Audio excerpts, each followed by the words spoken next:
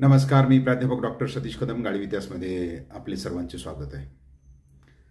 आपला आजचा विषय आहे की पुणे या ठिकाणी छत्रपती शिवरायांचा लाल महाल होता, तर त्यांचे बंधू, थोरले बंधू संभाजीराजे यांचा सुद्धा एक महाल होता. आपल्या दृष्टीनं थोडासा वेगळा संदर्भ या ठिकाणी मला सापडला म्हणून आपल्या पुढे मांडतोय. तर विनंती आपल्याला की शेवटपर्यंत व्हिडिओ जरूर पहा, लाईक करा, शेअर करा आणि सबस्क्राईब केलं नसेल सबस्क्राईब करायला विसरू नका. आपल्याला सबस्क्राईब करत चला. त्यानुसार शिवरायांचे जे बंधू, सर्वसामान्य वाचकाला बऱ्याच वेळेला ही माहिती नसते की शिवरायांना एक थोरले बंधू होते आणि त्यांचं नाव सुद्धा संभाजी होतं. तर हे जे संभाजीराजे आहेत, ज्यावेळेला शहाजीराजे नगरच्या निजामशाहीमध्ये त्या ठिकाणी कारभार करतायत, तर त्याच वेळेला 1623 साली वेरूळ या ठिकाणी संभाजीराजांचा जन्म झाला, म्हणजे शिवरायांचे थोरले बंधू. त्यावेळेला शहाजीराजांचा वचक निजामशाहीमध्ये एवढा होता की काही ठिकाणी जो संदर्भ सापडतो की या संभाजीराजांच्या बारशाला त्यावेळेचा जो निजाम आहे, मुर्तुजा निजामशाह स्वतः हजर आहे. याच्यावरनं संभाजीराजा या असणाऱ्या शहाजीराजांचा आपल्याला जो वर्चस्व त्या ठिकाणी आपल्याला दिसून येते. मात्र त्यानंतर आपण पाहिलं की पुढून होणारी मोगली आक्रमणं आणि त्याचबरोबर मलिक अंबरच्या निधनानंतर तिथं माजलेली बंडाळी, यामुळं अंतर्गत संघर्षापोटी शहाजीराजांनी निजामशाही सोडण्याचा निर्णय घेतलेला आहे.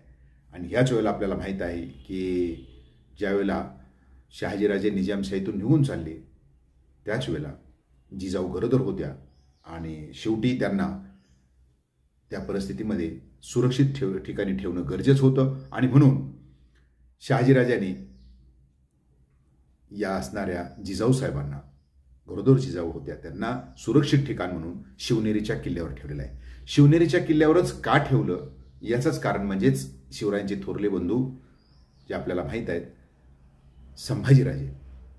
कारण का की याच तिथले असणारे जे किल्लेदार आहेत, विश्वासराव त्यांचं नाव, तर विश्वासरावांची म्हणजे आपल्या या असणाऱ्या शहाजीराजांची 2 सोयरीक आहेत. पहिले आहे त्यांचे जे बंधू आहेत, तर त्यांचं सुद्धा विवाह त्या ठिकाणी झालेलाच होता. मात्र या ठिकाणी महत्त्वाचं आपल्याला जे सांगायचं होतं उल्लेख तो म्हणजेच या विश्वासरावांची जी कन्या आहेत त्यांचं नाव होतं जयंतीबाई. या जयंतीबाईचा विवाह शिवनेरीचे किल्लेदार विश्वासराव यांच्या कन्या जयंतीबाई यांचा जो विवाह होता, याच असणाऱ्या शिवरायांचे थोरले बंधू संभाजीराजे यांच्याशी झालेला होता. आणि त्यामुळेच विश्वासाचे ठिकाण आणि व्याही म्हणून जिजाऊ साहेबांना त्या ठिकाणी ठेवण्यात आलं. आपल्याला माहीत आहे की शिवरायांचा शिवनेरीवर जन्म झाला. आणि त्यानंतर ज्यावेळेला शहाजीराजे आता आदिलशाहीकडे नोकरीला गेले आणि प्रथमताच हा जो आपला कबिला जो होतला, इथला कुटुंब ज्याला आपण म्हणता येईल, म्हणजेच असणारे जिजाऊ साहेब असतील, हे संभाजीराजे असतील, शिवराय 1636 साली यांनी आता बेंगलोर या ठिकाणी प्रयाण केलेलं आहे. बेंगलोरला राहून शहाजीराजे आदिलशाहीच्या दरबारामध्ये त्या ठिकाणी काम करतायत. तर अशा वेळेला आपली पाठीमागची आदिलशाहीकडे मिळालेली जहागीर जी होती, पुणे वगैरे जी काही जहागीर होती, तर ही जहागीर पाहण्याकरता परत ज्या जिजाऊ साहेब या बालशिवबांना घेऊन या ठिकाणी आले. आणि त्याच वेळेला हे जे संभाजीराजे होते, हे संभाजीराजे तिथंच बेंगलोर या ठिकाणी राहिले. बेंगलोरला त्यांचा प्रचंड अशा प्रकारचा मोठा पराक्रम आपल्याला दिसतोय. तर हा बेंगलोरचा पराक्रम पाहता असताना मध्येच आपल्याला पुन्हा एकदा जी आपली मूळ घटना आहे किंवा मूळ आपला उद्देश सांगण्याचा आजचा जो पोस्टचा, तर तो आपल्याला पाहायचा आहे. तर त्या पोस्टचा उल्लेख मला जो सापडतोय, म्हणजेच एकंदर संभाजीराजांचं पुणे या ठिकाणी त्यांचा वाडा होता, पुणे या ठिकाणी त्यांचा महाल होता. कारण आपल्याला सर्वांना ज्ञात आहे की शिवरायांचा लाल महाल होता, मात्र या संभाजीराजांचा उल्लेख आपल्याला आढळून येत नाही. आणि तोच उल्लेख इथं शिवकालीन पत्रसार संग्रह खंड क्रमांक 3 याच्यामध्ये हा जो उल्लेख आहे हा मी आपल्याला टाकतोय. तर तो उल्लेख आपल्याला सापडतोय, त्याच्यातलं जो पत्र क्रमांक आहे तर ते 2795 आणि याच्यातला जो उल्लेख आहे तो उल्लेख याप्रमाणे: राजमान्य राजश्री शिवाजीराजे यांचा लाल महाल राजमान्य राजश्री दादोजी कोंडदेव यांनी राहणार राजमान्य राजश्री शहाजीराजे यांचे कारकिर्दीस बांधला होता. त्यांचे भाऊ संभाजीराजे शिवाजीराजे यांचे भाऊ त्याचा महाल वेदमूर्ती खंडभट्ट शालिग्राम यांच्या वाड्याभोवती होता. जो ते उत्तराभिमुख होते ते निखळून उखळून चिरे कारंज्यापाशी घर बांधले, त्याजला ज्योतियास दिली. म्हणजे एकंदर की हे कोण खंडभट्ट शालिग्राम जे होते या ठिकाणी या असणाऱ्या संभाजीराजांचा महाल होता, बांधलेला होता. हा एक वेगळा संदर्भ आपल्याला या ठिकाणी आहे. आणि त्यानुसार म्हणजेच एकंदर या पुण्यामध्ये जी परंपरागत अशा प्रकारची शहाजीराजांची जहागिरी जे पुढे शिवरायांनी सांभाळली, जिजाऊंनी सांभाळली, तिथं थोरल्या बंधूसाठी सुद्धा एक महाल बांधलेला होता. हे आपल्यासाठी नवीन घटना या ठिकाणी आपल्याला किंवा नव्याने या ठिकाणी मांडणे आपल्यापुढे करतोय. तर हेच असणारे संभाजीराजे कर्नाटकामध्ये खूप त्यांचं काम आहे. वेल्लोर वगैरे या भागामध्ये जर आपण कोलूर भागामध्ये जर बघितलं म्हणजे बेंगलोरच्या बाजूला खूप त्यांचे शिलालेख आपल्याला सापडत आहेत. ज्यावेळेस आपल्याला माहीत आहे की इथं शहाजीराजांना कैद केलं होतं तर त्यावेळेला या संभाजीराजे फार मोठा पराक्रम त्या ठिकाणी आपल्याला गाजवलेला दिसतो. तर या असणाऱ्या संभाजीराजांना जयंतीबाई शिवाय गौरीबाई आणि पार्वतीबाई आणखी 2 विवाह त्यांचे झाले होते.